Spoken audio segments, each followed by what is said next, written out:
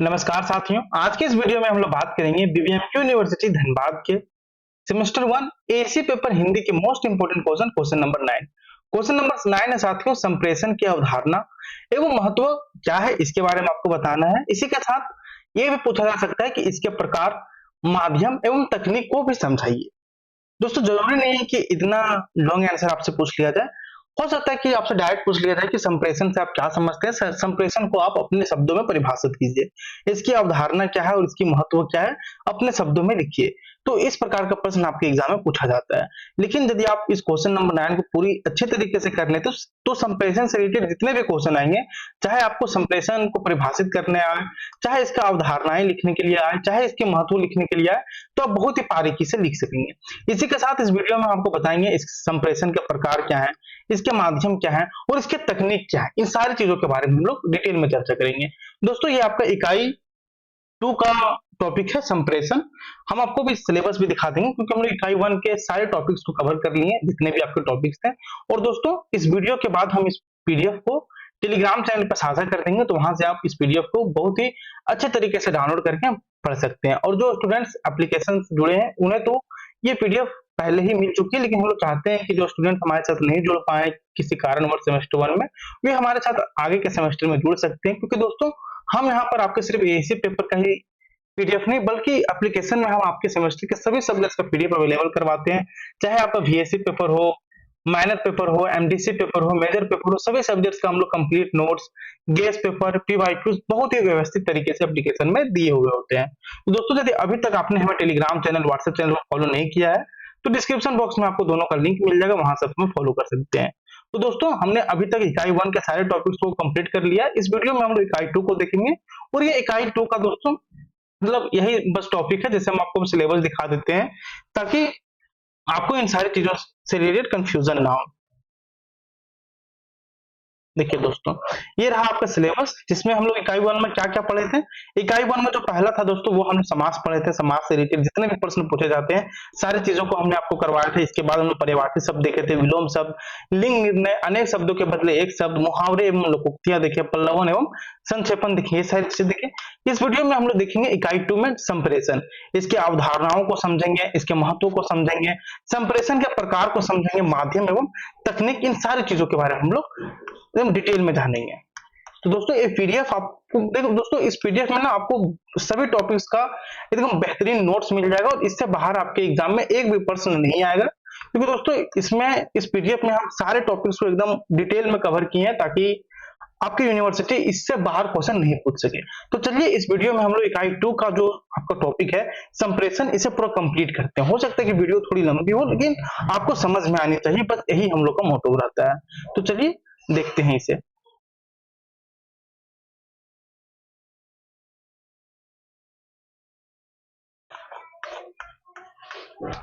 आइए हम सबसे पहले समझते हैं संप्रेषण की परिभाषा। संप्रेषण आखिर है क्या?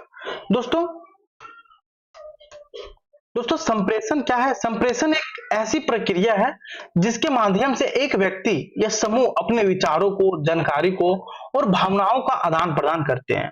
समझ गए कि संप्रेषण क्या है? संप्रेषण एक प्रक्रिया है जिसके माध्यम से कोई भी व्यक्ति या समूह अपने विचारों को या फिर किसी भी प्रकार की जानकारी को या फिर भावनाओं का आदान प्रदान करते हैं। इसी प्रक्रिया को हम लोग संप्रेषण कहते हैं। दोस्तों, यह एक निरंतर प्रक्रिया होती है जिसमें संदेश का उत्पादन, प्रसारण और प्राप्ति शामिल होती है। देखिए दोस्तों, संप्रेषण जो होती है यह एक निरंतर प्रक्रिया होती है जिसमें क्या होता है, जिसमें संदेश का उत्पादन, प्रसारण और प्राप्ति शामिल होती है। दोस्तों, इसी के साथ संप्रेषण का मूल उद्देश्य यह होता है कि दूसरों के साथ प्रभावी तरीके से विचारों का साझा करना और समझ बढ़ाना होता है। देखिए, समझ गए कि संप्रेषण क्या होता है और इसका प्रक्रिया क्या है, ये सारी चीजें। और दोस्तों, इसका उद्देश्य क्या होता है? दोस्तों, संप्रेषण का जो मूल उद्देश्य होता है वह होता है दूसरों के साथ प्रभावी तरीके से विचारों का साझा करना और उन्हें समझ को बढ़ाना। वही है, देखिए, संप्रेषण का मूल उद्देश्य है कि दूसरों के साथ प्रभावी तरीके से विचारों का साझा करना, मतलब कि साझा करने में समझ रहे कि शेयर करना। संप्रेषण का मूल उद्देश्य है कि दूसरों के साथ अपने प्रभावी तरीके से विचारों का साझा करें और समझ को बढ़ावा दें, ये होता है। आइए बात करते हैं संप्रेषण की प्रक्रिया के बारे में। दोस्तों जो सबसे पहला प्रक्रिया है वह है स्रोत, मतलब कि सेंडर। संप्रेषण की प्रक्रिया कई चरणों में विभाजित की जा सकती है, जिसमें सबसे पहला है दोस्तों स्रोत। स्रोत जिसे इंग्लिश में हम लोग बोलते हैं सेंडर, क्या है इसे समझते हैं। दोस्तों स्रोत वह व्यक्ति या समूह है जो संदेश का निर्माण करता है। मतलब देखिए, अब मान लीजिए कि कोई चीज को आप स्प्रेड कर रहे हैं, तो यदि उस चीज का जांच होगा कि ये सबसे पहले भेजा कहां से गया था, इसका स्रोत कहां से हुआ, तो वही है कि स्रोत वह व्यक्ति या वह समूह होता है जहां से उस चीज का निर्माण होता है। जैसे देखिए, कभी कभी आप सुने होंगे कि ये चीज, मतलब आके जैसे एग्जाम पेपर जब लीक होता है, क्वेश्चन पेपर जब लीक होता है, तो सरकार क्या करती है, ये उस चीज को, उस व्यक्ति को ढूंढने का प्रयास करती है या फिर उस समूह को ढूंढने का प्रयास करती है जो उस क्वेश्चन पेपर को लीक किया। देखिए क्वेश्चन पेपर ही नहीं, हम आपको बस एग्जाम्पल से समझा रहे हैं। सरकार क्या करती है कि उस उस सेंडर को, उस स्रोत को, मतलब उस जड़ को ढूंढना चाहती है जहां से उस चीज का निर्माण हुआ, जहां से उस चीज स्प्रेड होना चालू हुआ। तो स्रोत वही है कि स्रोत वह व्यक्ति या समूह है जो संदेश का निर्माण करता है। यह संदेश किसी अनुभव, विचार या जानकारी पर आधारित हो सकता है। मतलब किसी भी अनुभव हो सकता है या फिर विचार हो सकता है या फिर किसी भी प्रकार का जानकारी हो सकता है ये। इसके बाद दोस्तों दूसरा जो है प्रक्रिया हुआ है संदेश, मतलब कि मैसेज। दोस्तों संदेश वह जानकारी है जो स्रोत द्वारा भेजी जाती है। कहने का मतलब है कि देखिए, स्रोत कुछ ना कुछ तो भेज ही रहा है ना। मान लीजिए कि वो कहीं टाइपिंग मैसेज भेज रहा हो, फोटो भेज रहा हो या कुछ डॉक्यूमेंट भेज रहा हो, तो मैसेज वही है जो संदेश वह जानकारी है जो स्रोत द्वारा भेजी जा रही है, मतलब कि जो सेंडर द्वारा भेजी जा रही है। दोस्तों यह कुछ भी हो सकता है, जैसे या मौखिक हो सकता है, लिखित हो सकता है या दृश्य रूप में हो सकता है। संदेश की स्पष्टता और संरचना बहुत महत्वपूर्ण होती है। इसके बाद दोस्तों चैनल। चैनल क्या है साथियों? चैनल वह माध्यम है, देखिए क्या है, चैनल वह माध्यम है जिसके द्वारा संदेश प्रसारित किया जाता है। जैसे आप बहुत सारे न्यूज चैनल देखे होंगे, आज तक, न्यूज 24, झारखंड, बिहार, ये सारी चीजें। तो क्या है, वह एक, मतलब क्या है, एक वह माध्यम है जिसके द्वारा क्या होता है, संदेश को प्रसारित किया जाता है। जैसे न्यूज़पेपर में हम लोग क्या पढ़ते हैं, न्यूज पढ़ते हैं, खबरें पढ़ते हैं, कहाँ क्या हो रहा है कि नहीं। तो क्या है, वो एक माध्यम हो गया। उसी प्रकार न्यूज चैनल हो गया, या फिर मतलब जहां से हम लोग को जानकारी मिल रही है, वो क्या हो गया, एक माध्यम हो गया जहां से हम लोग को संदेश मिलता है। तो वही हो गया कि संदेश वह माध्यम है जिसके द्वारा संदेश प्रसारित किया जाता है। दोस्तों चैनल मौखिक बातचीत, फोन कॉल, लिखित जैसे ईमेल हो गया, पत्र हो गया, दृश्य जैसे ग्राफिक चार्ट, या डिजिटल जैसे सोशल मीडिया, वेबसाइट हो सकता है। ये सारी चीजें देखो, चैनल चैनल क्या हो सकता है, चैनल जैसे मौखिक में हो गया बातचीत, फोन कॉल, लिखित में ईमेल, पत्र, दृश्य में ग्राफिक चार्ट, या डिजिटल में सोशल मीडिया, वेबसाइट, ये सारी चीजें हो सकती है। इसके बाद दोस्तों प्राप्तकर्ता, क्योंकि देखिए स्रोत जो कोई मैसेज भेजा, अब तो उसे को तो रिसीव भी तो करेगा, उसी को हम लोग बोलते हैं प्राप्तकर्ता। ठीक है दोस्तों, प्राप्तकर्ता कौन है? दोस्तों प्राप्तकर्ता वह व्यक्ति या समूह होता है जो संदेश को प्राप्त करता है। कहने मतलब कि आप कहीं किसी को भेज रहे तो मतलब आप अपने पास तो नहीं ना भेजिएगा, आप अपने पास भी भेजिएगा तो आप सेंडर भी खुद हो गया, रिसीवर भी खुद हो गया, लेकिन आप कहीं ना कहीं किसी को कुछ भेजेंगे ही। तो प्राप्तकर्ता कौन हो गया? जब स्रोत कोई मैसेज या किसी भी चीज को भेजता है तो रिसीवर उसे जब मतलब रिसीव करता है तो उसी को हम लोग प्राप्तकर्ता बोलते हैं। जैसे कि हम आपके पास इस पीडीएफ को भेज रहे हैं, तो हम लोग क्या हो गए, एक स्रोत हो गया, एक स्रोत का काम कर रहे हैं। संदेश क्या हो गया, एक पीडीएफ हो गया, मतलब एसी पेपर हिंदी का पीडीएफ हो गया, और हम आपके पास भेज रहे हैं तो आप कौन हो गए, आप प्राप्तकर्ता हो गए, रिसीवर हो गए, इस प्रकार। तो वही है कि प्राप्तकर्ता वह व्यक्ति या समूह है जो संदेश को प्राप्त करता है। उनकी समझ, अनुभव और पूर्वाग्रहों को प्रभाव संदेश की व्याख्या पर पड़ता है। इसके बाद है दोस्तों प्रतिक्रिया। प्रतिक्रिया क्या है? देखिए प्रतिक्रिया वह प्रतिक्रिया है जो प्राप्तकर्ता द्वारा संदेश पर दी जाती है। क्या है? देखिए प्रतिक्रिया वह प्रतिक्रिया है जो प्राप्तकर्ता द्वारा संदेश पर दी जाती है। यह स्रोत को यह बताती है कि संदेश को कैसे समझा गया है और इसे कैसे स्वीकार किया गया है। प्रतिक्रिया संप्रेषण के प्रभाव का मूल्यांकन करने में भी मदद करती है। आइए बात करते हैं संप्रेषण के प्रकार के बारे में। दोस्तों संप्रेषण के तो कई प्रकारों होते हैं, जिसमें संप्रेषण कई प्रकार में विभाजित किया जा सकता है, जिसमें हो गया आपका मौखिक संप्रेषण, लिखित संप्रेषण। मौखिक संप्रेषण को हम लोग बोलते हैं वर्बल कम्युनिकेशन और लिखित संप्रेषण को बोलते हैं रिटन कम्युनिकेशन। आइए इसे हम लोग एक एक करके बहुत ही बारीकी से समझते हैं, क्योंकि ये टॉपिक आपके एग्जाम में पूछे जाते हैं। दोस्तों,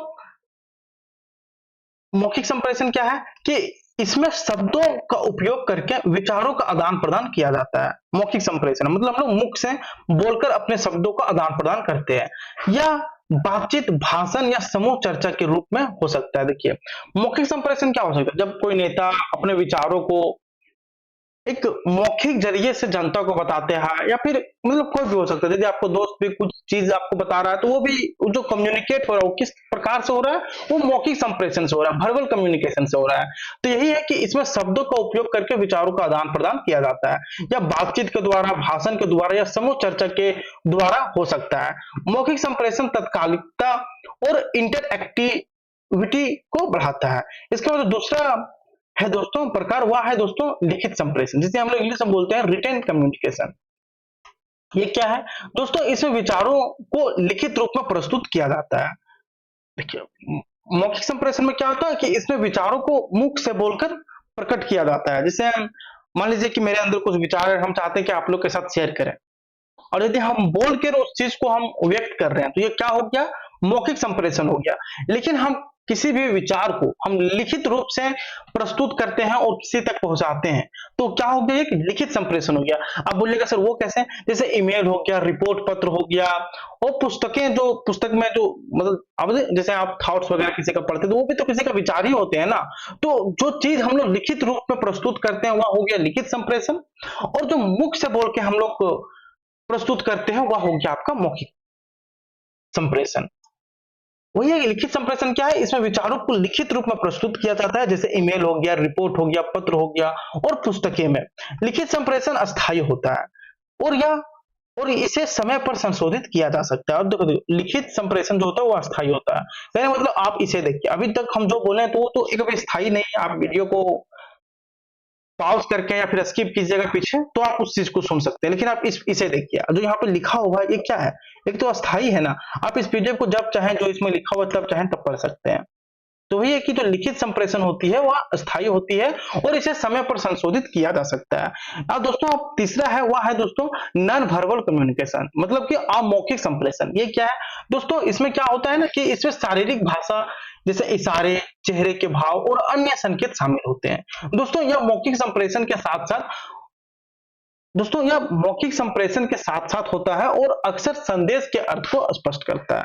देखिए इसमें शारीरिक भाषा, इशारे, चेहरे के भाव और अन्य संकेत शामिल होते हैं। यह मौखिक संप्रेषण के साथ साथ होता है और अक्सर संदेश के अर्थ को स्पष्ट करता है। इसके बाद है दोस्तों दृश्य संप्रेषण, जिसे हम लोग बोलते हैं विजुअल कम्युनिकेशन। दोस्तों, इसमें चित्र, ग्राफिक्स और वीडियो का उपयोग किया जाता है। यह जटिल जानकारी को सरल और स्पष्ट रूप में प्रस्तुत करता है। इसके बाद है दोस्तों संप्रेषण का महत्व क्या है? दोस्तों, संप्रेषण का जो महत्व है वो सबसे पहला समाज में सहयोग है।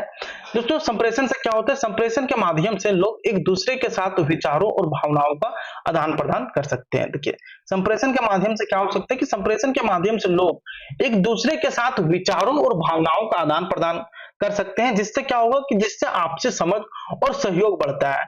यह समाज में सामंजस्य बनाने में मदद करता है। इसके बाद दोस्तों व्यावसायिक सफलता। दोस्तों, व्यापारिक संदर्भ में प्रभावी संप्रेषण आवश्यक है। क्यों आवश्यक है? क्योंकि दोस्तों यह कर्मचारियों के बीच अच्छे संबंधों और टीम वर्क को बढ़ावा देता है, जिससे क्या होता है कि जिससे उत्पादकता और सफलता में वृद्धि होती है, और नेतृत्व कौशल के लिए भी संप्रेषण महत्वपूर्ण होता है। इसके बाद चौथा महत्व है दोस्तों, वह है शिक्षा और ज्ञान का आदान प्रदान। दोस्तों, अच्छे संप्रेषण से शिक्षा के क्षेत्र में संप्रेषण शिक्षकों और छात्रों के बीच विचारों का आदान प्रदान करता है। देखिए यहाँ पर है कि शिक्षा के क्षेत्र में संप्रेषण शिक्षकों और छात्रों के बीच विचारों का आदान प्रदान करता है। यह ज्ञान के विकास में भी मदद करता है और सीखने के अनुभव को बढ़ाता है। इसके बाद दोस्तों संस्कृति का विकास, मतलब कि विभिन्न संस्कृतियों के बीच विचारों और अनुभवों को आदान प्रदान संप्रेषण के माध्यम से संभव होता है। यह सांस्कृतिक विविधता और समृद्धि को बढ़ावा देता है। इसके बाद है समस्याओं का समाधान। प्रभावी संप्रेषण से समस्याओं का समाधान करना आसान हो जाता है, क्योंकि हम लोग अच्छे संप्रेषण होगा हम लोग पास, तो इससे क्या होगा कि समस्याओं का समाधान करना आसान हो जाएगा। संवाद समस्याओं को स्पष्ट करता है और संघर्षों को सुलझाने में मदद करता है। इसके बाद है दोस्तों भावनात्मक संबंध। ये क्या है दोस्तों? इसमें क्या होता है कि व्यक्तिगत संबंधों में संप्रेषण की भूमिका अत्यधिक महत्वपूर्ण है। देखिए, व्यक्तिगत संबंधों में संप्रेषण की भूमिका अत्यधिक महत्वपूर्ण है। यह मित्रता, प्रेम और आपसी समझ को बढ़ावा देता है। आइए बात करते हैं दोस्तों संप्रेषण के अवरोध के बारे में। दोस्तों, संप्रेषण में कई अवरोध होते हैं जो प्रभावी संवाद को बाधित कर सकते हैं। जिसमें पहला है दोस्तों भाषाई अवरोध। दोस्तों, जब स्रोत और प्राप्तकर्ता की भाषाएं या बोलचाल का तरीका भिन्न होता है, मतलब अलग अलग होता है, तो यह संप्रेषण में समस्याएं उत्पन्न कर सकता है। देखिए, संप्रेषण के अवरोध मतलब संप्रेषण में कुछ रुकावटें है जो संवाद को बाधित कर सकता है। जिसमें से पहला है दोस्तों भाषाई अवरोध। ये क्या है कि देखिए, जब स्रोत और प्राप्तकर्ता की भाषाएं या बोल चाल का तरीका भिन्न हो, मान लीजिए कि जो स्रोत है वह कुछ अलग लैंग्वेज में बोल रहा है और जो रिसीवर है उस लैंग्वेज को नहीं समझ पा रहा, तो इससे क्या हो कि यह संप्रेषण में समस्याएं उत्पन्न कर सकती है। इसके बाद है दोस्तों संकेतों का गलत अर्थ। देखिए, क्या होता है ना कि अमौखिक संकेतों का गलत अर्थ लगाना भी संप्रेषण में अवरोध पैदा कर सकती है। देखिए, मतलब आगे वाला कुछ और संकेत कर रहा है और आप कुछ और समझ रहे हैं, तो इससे क्या होगा कि संप्रेषण में समस्याएं उत्पन्न हो सकती है, जैसे कि चेहरे के भाव या इशारों का गलत व्याख्या। इसके बाद दोस्तों पूर्वाग्रह। ये क्या है ये से समझते हैं। दोस्तों, यदि प्राप्तकर्ता के पास किसी विषय के बारे में पूर्वाग्रह है तो यह संदेश को समझने में बाधा उत्पन्न कर सकता है। इसके बाद सूचना की अधिकता। जब बहुत अधिक जानकारी दी जाती है तो यह संप्रेषण को जटिल बना सकती है। प्राप्तकर्ता को जानकारी समझने में कठिनाई हो सकती है। इसके बाद दोस्तों संप्रेषण की तकनीकें। जो सबसे पहला है दोस्तों वह सकारात्मक संप्रेषण। दोस्तों, स्पष्ट और सकारात्मक भाषा का उपयोग करें, नकारात्मकता से बचें ताकि प्राप्तकर्ता प्रेरित हो सके आपसे। इसके बाद सुनने की कला। संप्रेषण केवल बोलने का ही नहीं बल्कि सुनने का भी एक महत्वपूर्ण हिस्सा होता है। सक्रिय रूप से सुनने में संवाद को सुधारने में भी मदद मिलती है। इसके बाद प्रस्तुति कौशल। अच्छे प्रस्तुति कौशल विकसित करना महत्वपूर्ण है। इसमें उचित आवाज का उपयोग, शारीरिक भाषा और दृश्य सामग्री का समावेश शामिल होता है। इसके बाद साथियों प्रतिक्रिया लेना। संवाद के बाद प्रतिक्रिया प्राप्त करना सुनिश्चित करें। इससे पता चलता है कि संदेश कैसे समझा गया। आइए इसे हम लोग शॉर्टली समझते हैं कि संप्रेषण मतलब संप्रेषण अभी तक हमने क्या पढ़ा। संप्रेषण दोस्तों क्या है? संप्रेषण एक जटिल लेकिन आवश्यक प्रक्रिया है जो मानव के हर पहलू में महत्वपूर्ण भूमिका निभाती है। देखिए दोस्तों, बशर्ते संप्रेषण को बहुत को जटिल समझते हैं, लेकिन ये आवश्यक मतलब कि बहुत ही इंपॉर्टेंट प्रोसेस है, आवश्यक प्रक्रिया है जो मानव जीवन के हर पहलू के महत्वपूर्ण भूमिका निभाती है। दोस्तों, यह केवल जानकारी का आदान प्रदान ही नहीं करता। आप मतलब संप्रेषण का मतलब ये नहीं समझे कि जानकारी का सिर्फ यह आदान प्रदान करता है।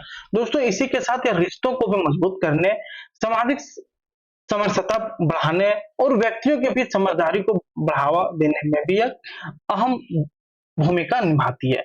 दोस्तों, संप्रेषण की प्रभावशीलता जीवन के विभिन्न क्षेत्रों में सफलता और विकास के लिए अनिवार्य है। देखिए क्या है कि संप्रेषण की प्रभावशीलता जीवन के विभिन्न क्षेत्रों में सफलता और विकास के लिए अनिवार्य है। इसलिए इसे समझना और इसका विकास करना हर व्यक्ति और समाज के लिए आवश्यक हो जाता है। इसलिए दोस्तों, संप्रेषण को समझना और इसका ज्यादा से ज्यादा विकास करना हर व्यक्ति और समाज के लिए आवश्यक हो जाता है। देखिए दोस्तों, फिर इसी चीज को हमने और भी बहुत आसान तरीके में प्रस्तुत किया है इस पीडीएफ में, ताकि यदि स्टूडेंट्स को लगे कि नहीं सर ये थोड़ा ज्यादा लॉन्ग हो गया या फिर ज्यादा इसमें लैंग्वेज हो गया, तो फिर इसे पढ़ सकते हैं। देखिए इसमें हमने और भी बहुत ही इजी लैंग्वेज में लिख रखा है ताकि स्टूडेंट अच्छे से समझ सके, क्योंकि ये टॉपिक आपके एग्जाम के पॉइंट ऑफ व्यू से इंपॉर्टेंट है। क्या देखिए क्या है संप्रेषण का अर्थ क्या है दोस्तों? संप्रेषण का अब सिंपली अर्थ समझ लीजिए बहुत ही आसान भाषा में कि संप्रेषण का अर्थ है जानकारी या किसी संदेश को एक स्थान से दूसरे स्थान तक पहुंचाना ही संप्रेषण कहलाता है। दोस्तों, यह हमारे जीवन का एक महत्वपूर्ण हिस्सा है जिससे हम दूसरों के साथ संवाद कर सकते हैं। संप्रेषण की प्रक्रिया रोजमर्रा की जिंदगी में हर समय होती है, चाहे वह माता पिता के साथ बातचीत हो, दोस्तों के बीच चुटकुले हो या स्कूल में शिक्षकों द्वारा दी जाने वाली शिक्षा हो, हर जगह संप्रेषण का यूज होता है। और हम लोग आए दिन संप्रेषण होता है, जैसे हम लोग अभी बात कर रहे हैं एक दूसरे से, या फिर हम लोग दोस्तों से बात कर रहे हैं, माता पिता से बात कर रहे हैं, तो क्या एक संप्रेषण ही है ना। तो वही है कि संप्रेषण का आप सिंपली अर्थ समझ लिए बहुत ही आसान भाषा में कि संप्रेषण वह प्रक्रिया है जिसके द्वारा हम लोग अपने संदेश को एक स्थान से दूसरे स्थान तक पहुंचाते हैं। यह हमारे जीवन का एक महत्वपूर्ण हिस्सा है साथियों, जिससे हम दूसरों के साथ संवाद कर सकते हैं। संप्रेषण की प्रक्रिया रोजमर्रा की जिंदगी में हर समय होती है, चाहे वह माता पिता के साथ हो बातचीत हो, चाहे वो दोस्तों के बीच चुटकुले हो, हंसी मजाक हो, या स्कूल में शिक्षकों द्वारा दी जाने वाली शिक्षा हो। जब हम किसी को कुछ बताते हैं तो हमें संप्रेषण कर रहे होते हैं। तो वही है कि जब हम कुछ बता रहे होते हैं या फिर कुछ बोल रहे होते हैं तो हम लोग उस टाइम पे संप्रेषण कर रहे होते हैं। यहाँ हम संप्रेषण के विभिन्न प्रकार, माध्यम और तकनीक के बारे में विस्तार से सरल भाषा में समझेंगे ताकि कोई भी बच्चा आसानी से समझ सके। आइए हम लोग इसे एक बार और भी समझते हैं कि संप्रेषण, हमने संप्रेषण देख लिया। आइए बात करते हैं संप्रेषण का जो पहला प्रकार है वह है दोस्तों मौखिक संप्रेषण। मौखिक संप्रेषण क्या है दोस्तों? देखिए मौखिक संप्रेषण का अर्थ है दोस्तों जब हम सीधे बोलकर किसी को जानकारी देते हैं, समझ रहे हैं ना। हम यदि अभी आपको बोल के जानकारी दे रहे हैं तो ये क्या हो गया? मौखिक संप्रेषण हो गया। ये लिखित संप्रेषण देखिए, यदि हम इस पीडीएफ को आपके साथ डायरेक्ट साझा कर दें लिख के तो ये हो गया आपका लिखित संप्रेषण। अभी हम अच्छे से आपको और भी समझाएंगे तो आप घबराइए मत। हो सकता है दोस्तों कि जो स्टूडेंट्स को पहले समझ में आ गया और बहुत अच्छी बात, लेकिन जो चाहते हैं कि नहीं सर हमको और भी अच्छे समझना है तो आप इसे पूरा और कंप्लीट कीजिए। इसमें हम उससे भी इजी लैंग्वेज में इसे प्रस्तुत किए ताकि आप बहुत ही अच्छे तरीके से समझ सकें, क्योंकि दोस्तों ये इकाई 2 का मतलब ये लास्ट वीडियो है। इसके बाद हम हो सकता है कि इसका क्वेश्चन पेपर आपके साथ डिस्कस करें। देखिए मौखिक संप्रेषण क्या है? मौखिक संप्रेषण का अर्थ है जब हम सीधे बोलकर किसी को जानकारी देते हैं तो यह संप्रेषण का सबसे सरल और सामान्य रूप है। दोस्तों हम अपने विचारों, भावनाओं और जरूरतों को शब्दों के माध्यम से व्यक्त करते हैं तो इसे हम लोग मौखिक संप्रेषण कहते हैं। उदाहरण, जब माता पिता अपने बच्चों को बताते हैं कि उसे स्कूल में क्या करना है, या जब दोस्त एक दूसरे से बातें करते हैं उस टाइम में हम लोग मौखिक संप्रेषण कर रहे होते हैं। मौखिक संप्रेषण में हमारी आवाज और टोन भी महत्वपूर्ण होती है जो हमारे शब्दों के अर्थ को और स्पष्ट बनाती है। जैसे कि जब हम खुश होते हैं तो हमारी आवाज में खुशी का स्वर होता है, इस प्रकार। इसके बाद दोस्तों लिखित संप्रेषण। लिखित संप्रेषण क्या है कि लिखित संप्रेषण वह प्रक्रिया है जिसमें हम जानकारी को लिखकर भेजते हैं, या संप्रेषण का एक अस्थायी तरीका है जिससे हम अपने विचारों को बाद में भी पढ़ सकते हैं। तो यह हो गया आपका लिखित संप्रेषण। इसके उदाहरण देखिए, उदाहरण हो गया जब हम किसी को चिट्ठी लिखते हैं, ईमेल भेजते हैं या किसी को संदेश भेजते हैं। लिखित संप्रेषण में शब्दों का सही उपयोग करना आवश्यक होता है ताकि हमारी बात सही से समझी जा सके, और यह प्रक्रिया कभी कभी समय ले सकती है लेकिन यह हमारी बातों को अस्थायी रूप से रिकॉर्ड करने का एक साधन है। इसके बाद दोस्तों दृश्य संप्रेषण। दृश्य संप्रेषण क्या है कि यह संप्रेषण में हम चित्र, ग्राफिक्स या वीडियो के माध्यम से जानकारी देते हैं। यह संप्रेषण जैसे आप विजुअलाइजेशन में कुछ देखे होंगे ना कभी वीडियो में कि, तो उस प्रकार ये दृश्य संप्रेषण देता है कि दृश्य संप्रेषण में हम चित्र के द्वारा, ग्राफिक्स या वीडियो के माध्यम से जानकारी प्राप्त करते हैं। यह संप्रेषण का एक आकर्षक और प्रभावी तरीका होता है। उदाहरण, किसी फिल्म में कहानी बताना, चित्रों के माध्यम से जानकारी साझा करना या स्लाइड शो बनाकर प्रस्तुत करना।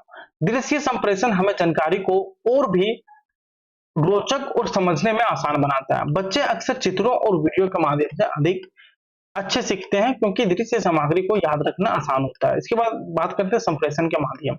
पहला दोस्तों व्यक्तिगत माध्यम। व्यक्ति संप्रेषण का मतलब है जब संप्रेषण सीधे एक व्यक्ति से दूसरे व्यक्ति तक पहुंचता है।